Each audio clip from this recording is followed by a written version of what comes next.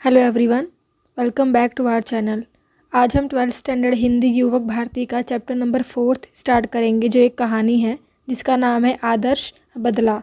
आदर्श यानी कि जो हमारे वैल्यूज़ हैं वो। इस प्रस्तुत पाठ के कहानीकार हैं सुदर्शन। सुदर्शन जी का जन्म 29 मई को हुआ था। आपका वास्तविक नाम बद्रीनाथ है। आपने प्रेमचंद की लेखन परंपरा को आगे बढ़ाया है, यानी कि जिस प्रकार मुंशी प्रेमचंद्र की जो कहानियाँ थी वो बहुत फेमस थी और उनकी कहानियाँ जीव जगत को प्रेरणा देती थी, ठीक उसी प्रकार इनकी कहानियाँ भी हैं। लेखक ने बदला शब्द को अलग ढंग से व्याख्यातित करने का प्रयास किया है। यदि वह बदला किसी के मन में उत्पन्न हिंसा को समाप्त कर उसे जीवन का सम्मान करने का सिखा दे तो वह आदर्श बदला कहलाता है। बचपन से बैजू अपने पिता को भजन गाने के कारण तानसेन की क्रूरता का शिकार होता हुआ दिखाई देता है, परंतु वही बैजू तानसेन को संगीत प्रतियोगिता में पराजित कर उसे जीवन दान देता है और संगीत का सच्चा साधक सिद्ध होता है।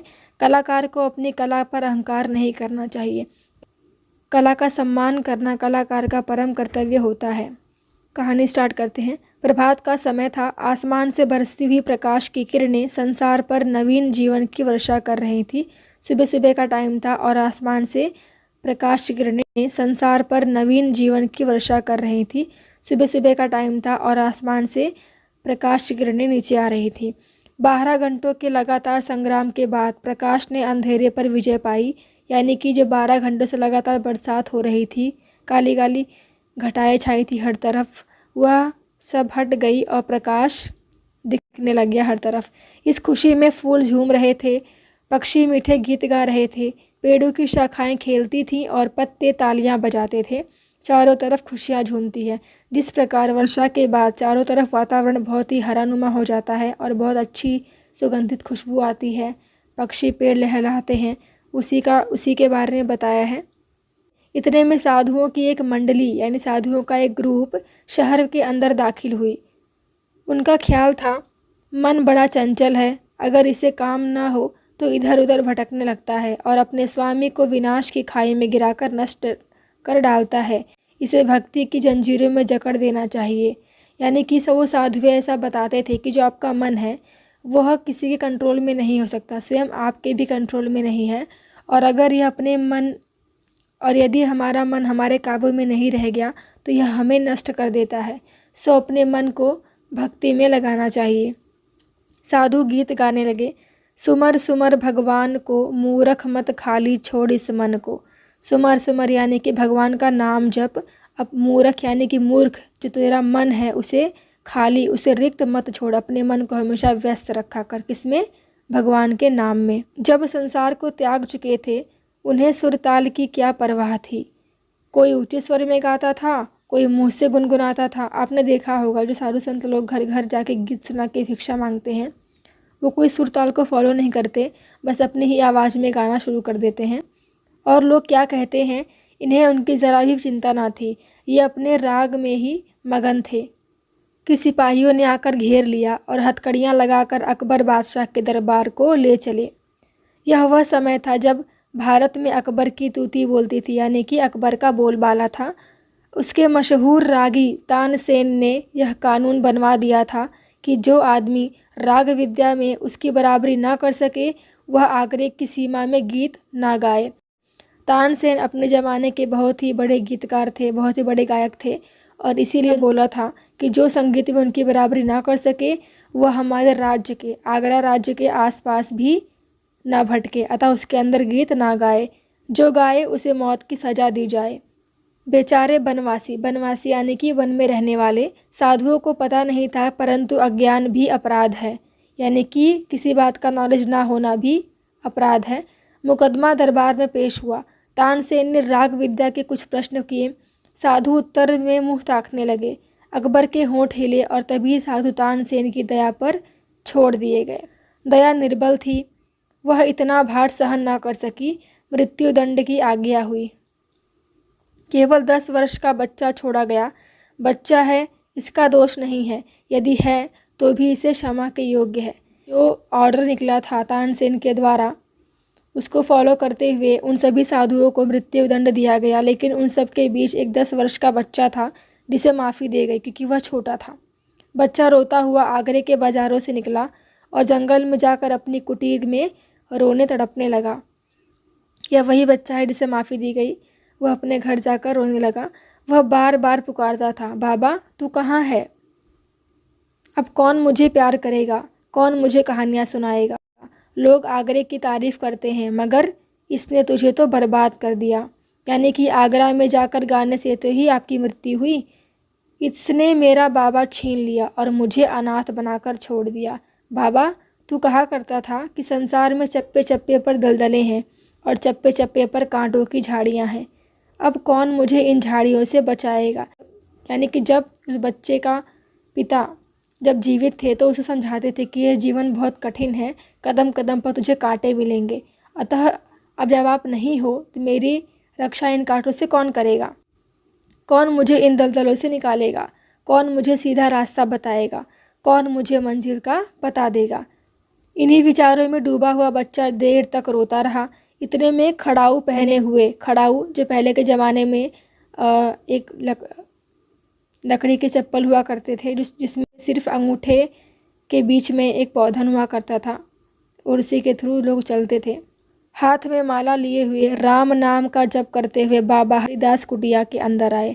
उस बाबा का नाम क्या था? हरिदास। और बोले, बेटा शांति करो, शांति यानी कि शांत रहो, अपने मन को शांत करो। बैजू उठा, हरिदास जी के चरणों से लिपट गया। वह बिलख बिलख कर रोता था और कहता था, महाराज मेरे साथ अन्याय हुआ है, मुझ पर वज्र गिरा है। वज्र जो है वो भगवान इंद्र का अस्त्र है और जिस पर यह पड़ जाता है वह इंसान बचता नहीं है। अतः मुझ पर वज्र गिरा है, मेरा संसार उजड़ गया है, मैं क्या करूं, मैं क्या करूं? हरिदास बोले, शांति शांति। बैजू, महाराज तानसेन ने मुझे तबाह कर दिया, उसने मेरा संसार सूना कर दिया। हरिदास, शांति शांति। बैजू ने हरिदास के चरणों से और भी लिपट कर कहा, महाराज शांति जा चुकी, अब मुझे बदले की भूख है, अब मुझे प्रतिकार की प्यास है। प्रतिकार यानी कि उसका बदला लेना है, मेरी प्यास बुझाइए। हरिदास ने फिर कहा, बेटा शांति शांति। बैजू ने करुणा और क्रोध की आंखों से बाबा जी की तरफ देखा। उन आंखों में आंसू थे और आहें थी और आग थी, यानी बहुत ही गुस्सा था उसकी आंखों में, उस बच्चे की आंखों में, यानी कि बैजू की आंखों में। जो काम ज़बान नहीं कर सकती उसे आंखें कर देती हैं और जो काम आंखें ही नहीं कर सकती उसे आंखों के आंसू कर देते हैं। इसका मतलब ये है कि कभी कभी सामने वाले के अश्रु जो हैं वो हमें पिघला देते हैं, हम कितने भी गुस्से में रहें फिर भी। बैजू ने तो 2 आखिरी हथियार चलाए और सिर झुकाकर खड़ा हो गया। हरिदास के धीरज की दीवार आंसुओं की बौछार न सह सकी और कांप कर गिर गई। उन्होंने बैजू को उठाकर गले से लगाया और कहा, मैं तुझे वह हथियार दूंगा जिससे तू अपने पिता की मौत का बदला ले सके। बैजू हैरान हुआ, बैजू खुश हुआ, बैजू उछल पड़ा। उसने कहा, बाबा आपने मुझे खरीद लिया, आपने मुझे बचा लिया, अब मैं आपका सेवक हूँ। हरिदास, मगर मुझे 12 बरस तक तपस्या करनी होगी, कठोर तपस्या, भयंकर तपस्या। बैजू बोला, महाराज आप 12 बरस कहते हैं, मैं 12 जीवन देने को तैयार हूँ। मैं तपस्या करूँगा, मैं दुख झेलूँगा, मैं मुसीबतें उठाऊँगा, मैं अपने जीवन का एक एक क्षण आपको भेंट कर दूँगा, मगर क्या इसके बाद मुझे वह हथियार मिल जाएगा जिससे मैं अपने बाप की मौत का बदला ले सकूं? हरिदास ने बोला, हाँ मिल जाएगा। बैजू, तो मैं आज से आपका दास हूँ, आप आज्ञा दें, मैं आपकी हर आज्ञा का सिर और सिर के साथ दिल झुकाकर पालन करूँगा। ऊपर की घटना को 12 बरस बीत गए, यानी 12 साल हो गए। जगत में बहुत से परिवर्तन हो गए, कई बस्तियाँ उजड़ गई, कई वन बस गए, बूढ़े मर गए, जो जवान थे उनके बाल सफ़ेद हो गए। अब बैजू बावरा जवान था और राग विद्या में दिन ब दिन आगे बढ़ रहा था।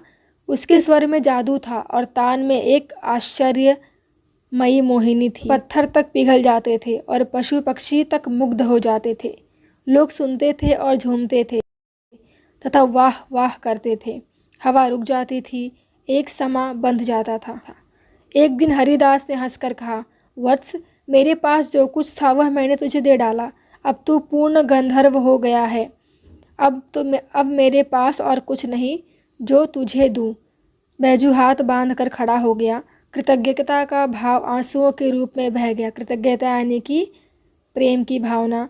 बोल सकते हैं कि जिस प्रकार गुरु बनकर उसने बैजू को सिखाया था, तो उसके बदले में जो कृतज्ञता थी उसका भाव बैजू की आंखों से निकल गया, यानी कि उसकी आंखों से आंसू आ गए। चरणों पर सिर रखकर बोला, महाराज, आपका उपकार जन्म भर सिर से ना उतरेगा। हरिदास सिर हिलाकर बोले, यह नहीं बेटा, कुछ और कहो, मैं तुम्हारे मुंह से कुछ और सुनना चाहता हूँ। बैजू ने बोला, आज्ञा कीजिए। हरिदास, तुम पहले प्रतिज्ञा करो। बैजू ने बिना सोच विचार किए कह दिया, मैं प्रतिज्ञा करता हूँ कि। हरिदास ने वाक्य को पूरा किया, इस राग विद्या से किसी को हानि न पहुँचाऊँगा। बैजू का लहू सूख गया, यानी कि वह एकदम से आश्चर्यचकित हो गया। उसके पैर लड़खड़ाने लगे। सफलता के बाग परे भागते हुए दिखाई दिए। 12 वर्ष तपस्या पर एक क्षण में पानी फिर गया। प्रतिहिंसा की छुरी हाथ आई तो गुरु ने प्रतिज्ञा लेकर कुंद कर दी, यानी कि जब बदला लेने का टाइम आया तो गुरुजी ने मुझे पीछे खींच लिया। बैजू ने होठ काटे, दांत पीसे और रक्त का घूंट पीकर रह गया, मगर गुरु के सामने उसके मुंह से एक भी शब्द ना निकला। गुरु गुरु था और शिष्य शिष्य था। शिष्य गुरु से विवाद नहीं कर सकता।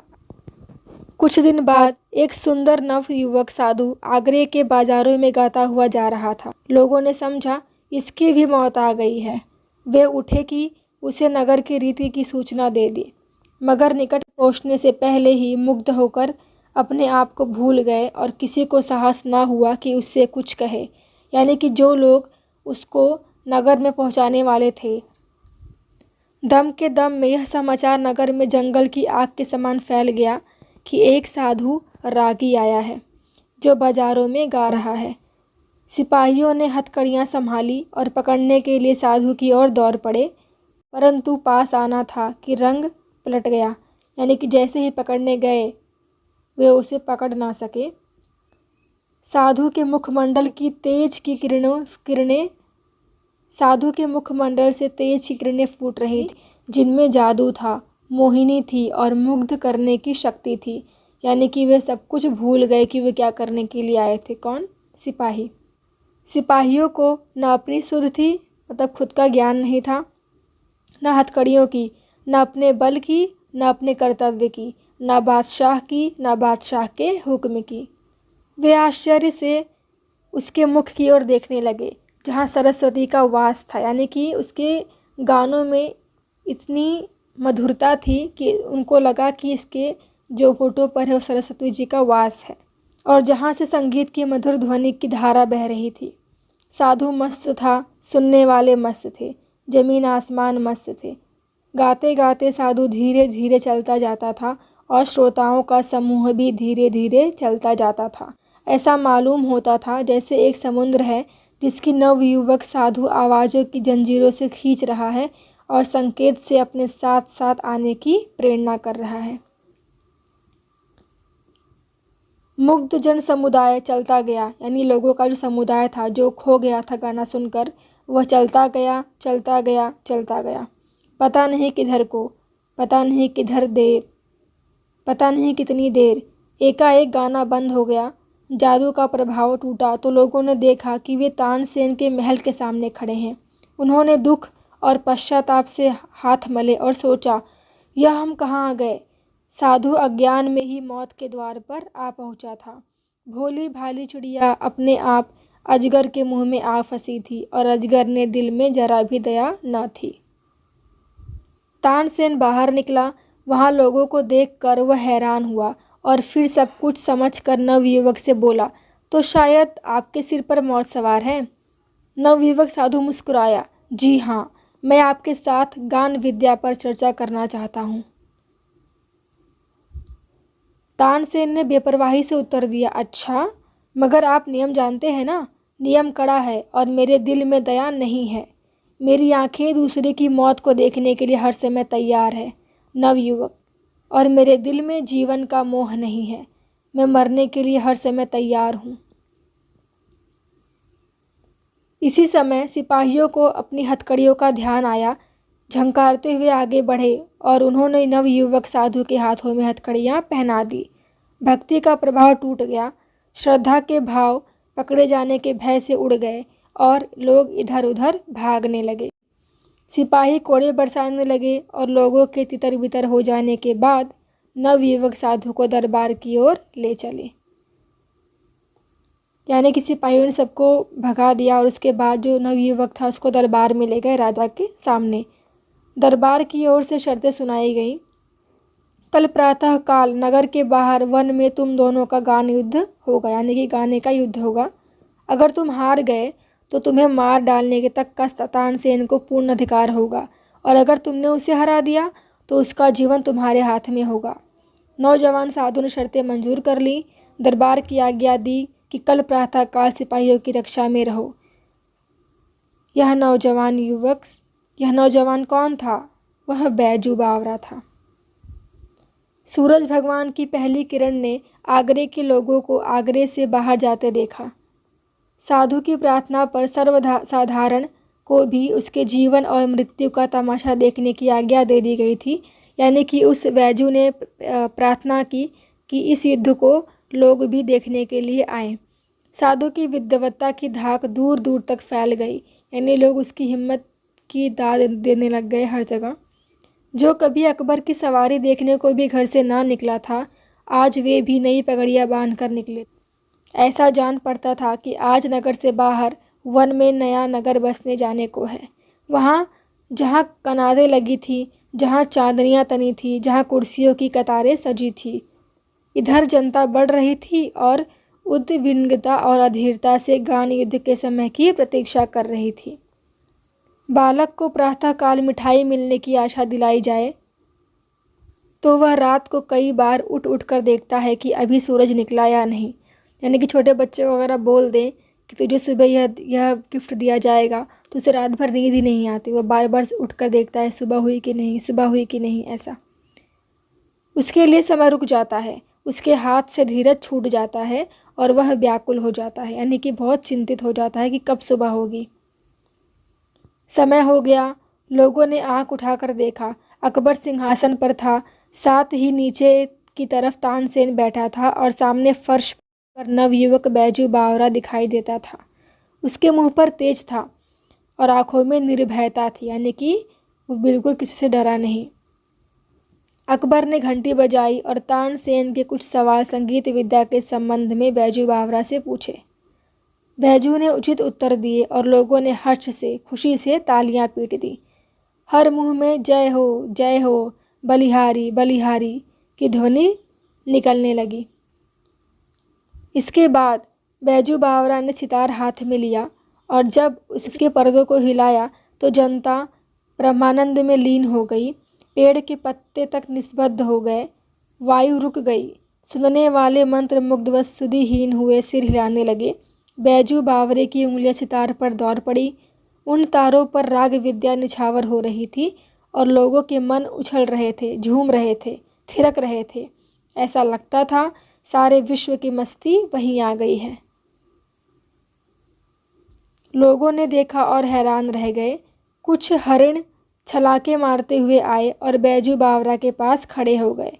यानी कि जो हिरण थे, देखिए फ़ोटो में है, जो हिरण है, देखिए फ़ोटो में हिरण है और वह बैजू के पास आकर खड़े हो गए, जो कि गाना बहुत ही अच्छा गा रहा था। इसलिए बैजू बावरा सितार बजा रहा था और बजाता रहा। बैजू बावरा सितार बजाता रहा।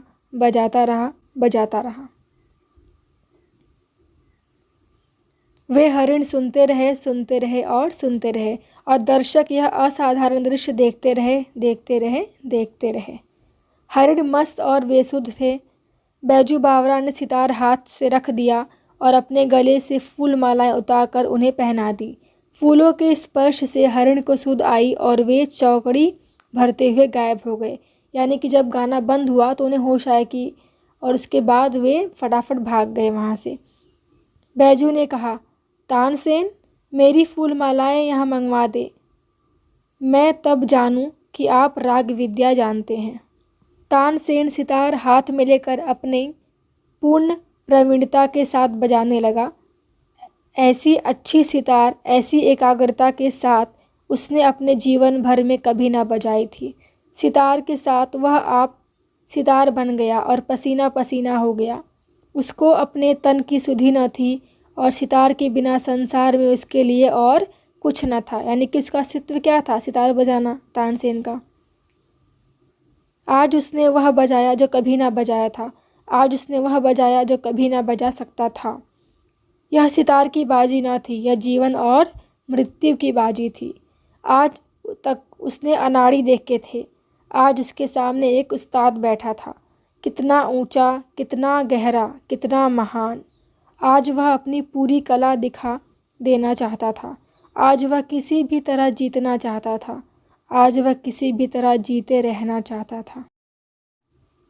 बहुत समय बीता, सितार बजती रही, अंगुलियां दुखने लगी, मगर लोगों ने आज तानसेन को पसंद ना किया।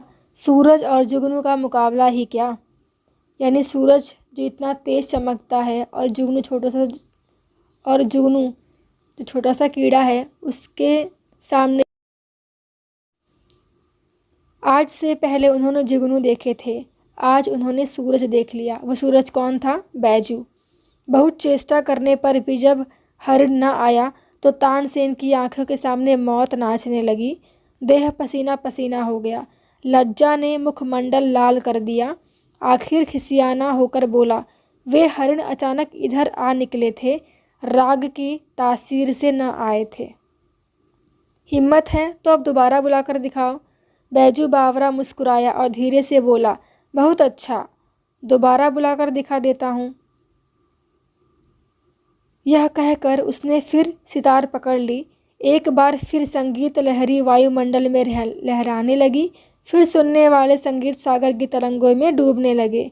हरिण बैजू बावरा के पास फिर आए। वे ही हरिण जिनकी गर्दन में फूल मालाएं पड़ी थी और जो राग की सुरीली ध्वनि के जादू से बुलाए गए थे। बैजू बावरा ने मालाएं उतार ली और हरिण कूदते हुए जिधर से आए थे उधर को चले गए। अकबर का तानसेन के साथ अगाध प्रेम था, यानी बहुत गहरा प्रेम था। उसकी मृत्यु निकट दी तो उनका कंठ भर आया, यानी उनका गला भर आया, परंतु प्रतिज्ञा हो चुकी थी। वे विवश होकर उठे और संक्षेप में निर्णय सुना दिया। बैजू बावरा जीत गया, तानसेन हार गया। अब तानसेन की जान बैजू बावरा के हाथ में है। तानसेन कांपता हुआ उठा, कांपता हुआ आगे बढ़ा और कांपता हुआ बैजू बावरा के पाँव में गिर पड़ा। वह जिसने अपने जीवन में किसी पर भी दया ना दी थी, इस समय दया के लिए गिड़गिड़ा रहा था और कह रहा था, मेरे प्राण ना लो। बैजू बावरा ने कहा, मुझे तुम्हारे प्राण लेने की चाह नहीं। तुम इस निष्ठुर नियम को उड़वा दो कि जो कोई आगरे की सीमाओं के अंदर गाए, अगर तानसेन की जोड़ को ना समझे तो वह मरवा दिया जाए। अकबर ने अधीर होकर कहा, यह नियम अभी इसी क्षण से उड़ा दो। तानसेन बैजू बावरा के चरणों में गिर गया और दीनता से कहने लगा, मैं यह उपकार जीवन भर न भूलूंगा। बैजू बावरा ने जवाब दिया, 12 बरस पहले की बात है, आपने एक बच्चे की जान बख्शी थी। आज उस बच्चे ने आपकी जान बख्शी है। तानसेन हैरान होकर देखने लगा। फिर थोड़ी देर बाद उसे पुरानी एक भूली हुई एक धुंधली सी बात याद आ गई और यह कहानी समाप्त हो गई। यानी बदले की भावना सिर्फ जान देना नहीं होता, आप किसी को क्षमा देकर भी अपना बदला ले सकते हैं। Thanks for watching. Stay home, stay safe and keep on learning. Thank you.